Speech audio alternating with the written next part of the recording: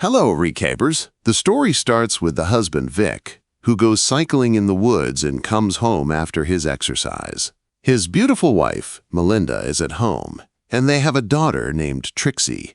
That night, Melinda and Vic plan to go to a party. Melinda chooses a nice outfit for the party, and her husband likes it. As he gets ready, he tells her how much he loves her. At the party, Vic talks with his friends while Melinda waits for her boyfriend to arrive so they can spend the evening together. When her boyfriend arrives, they kiss, and Vic watches them from the window.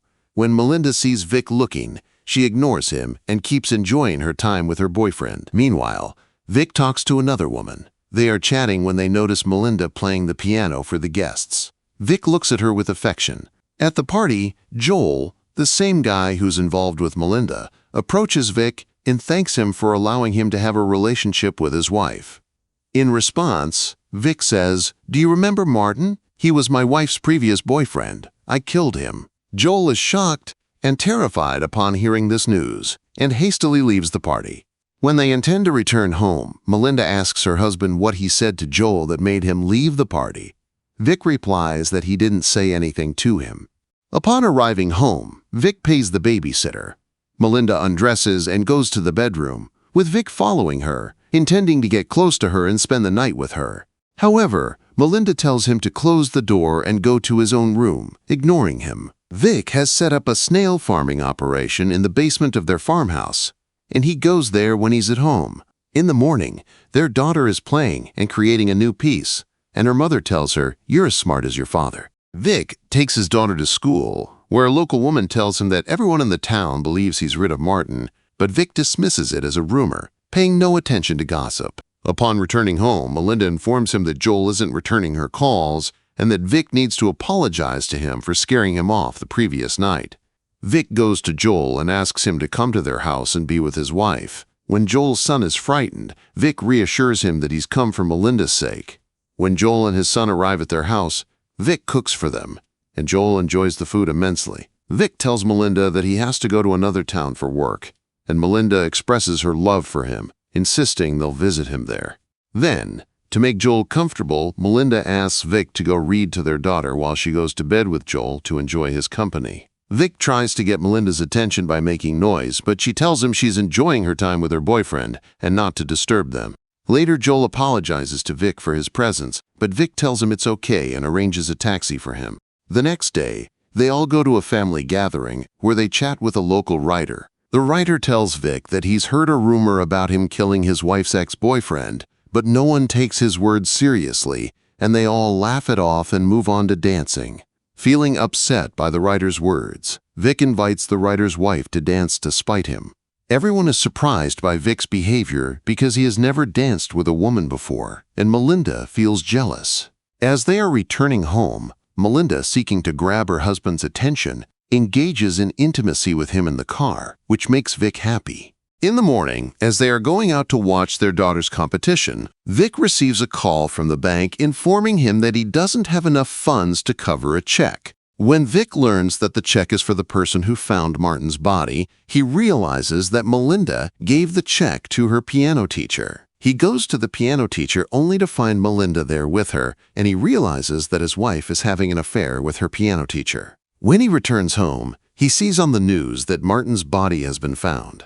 The next morning, as Vic is returning home, he sees the piano teacher with a bunch of flowers on the street. When he gets home, he finds the flowers on the table and realizes that the piano teacher has visited his wife. The next day, Vic goes to a restaurant with his friend, who tells him that the rumors about him have ended because they found Martin's killer, so he shouldn't worry anymore. Melinda doesn't come home that night and spends the night with her piano teacher, much to their pleasure. When she returns home in the morning, Vic is waiting for her. He tells her to end her relationship with the piano teacher because he's not okay with it.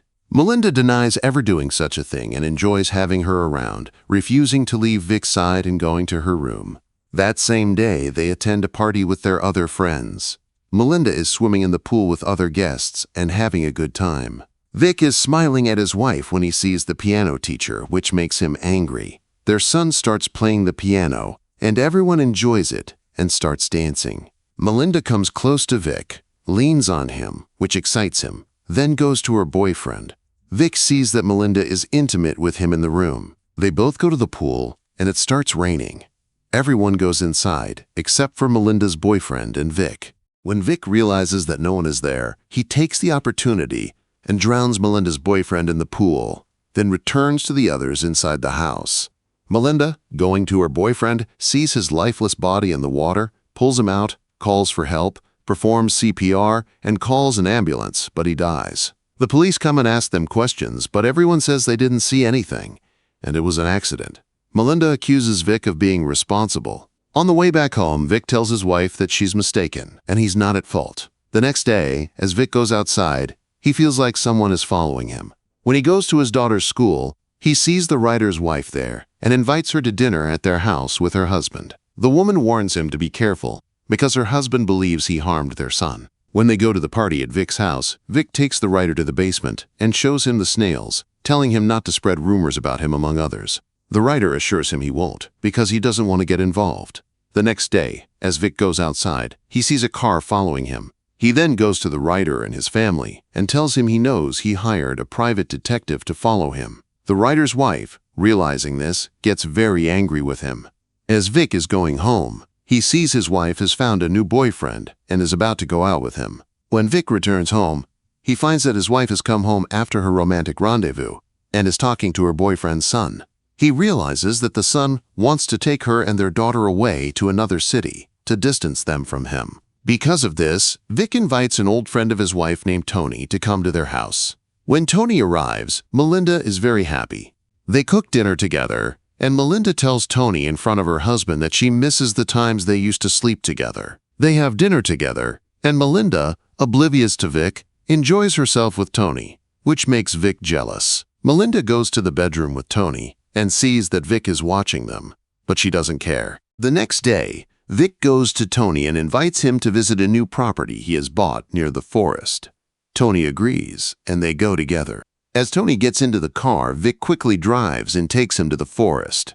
He takes Tony's documents out of his pocket, drowns him in the river, and sends him downstream. Then he calmly returns home and has lunch with his daughter. Melinda asks him why Tony isn't answering his phone, and Vic says he hasn't seen Tony at all. They go for a walk together, and Vic gives Melinda an album of photos he took of her, which makes Melinda very happy. On the way back home, Melinda tells him she left her clothes by the water, and Vic says he will go there himself tomorrow and bring them back if they're still there. When they arrive home, Melinda goes to Vic and tells him she loves him very much and has a long and romantic relationship with him. The next day, Vic rides his bike to the forest, while at the same time, Melinda goes to the basement and sees Tony's documents in a container of water, confirming that her husband killed Tony. When Vic reaches the river, he sees Tony's body floating in the water, so he pushes him underwater with a stick. He realizes the writer is following him and has seen all these scenes. Vic goes after the writer to catch him. Melinda is crying and packing her things at home when her daughter throws her suitcase into the pool and tells her they won't go anywhere. As Vic is chasing the writer, he throws himself in front of the writer's car, causing him to lose control and crash, then fall into the water. Vic returns home, and Melinda tells him she found Tony's belongings and knows Vic killed him, but she burned them to give their family another chance to be together. And that's how our story ends. What did you think about the ending? Let me know your thoughts in the comments below. If you enjoyed this recap, don't forget to like, subscribe, and hit the bell so you don't miss our next breakdown.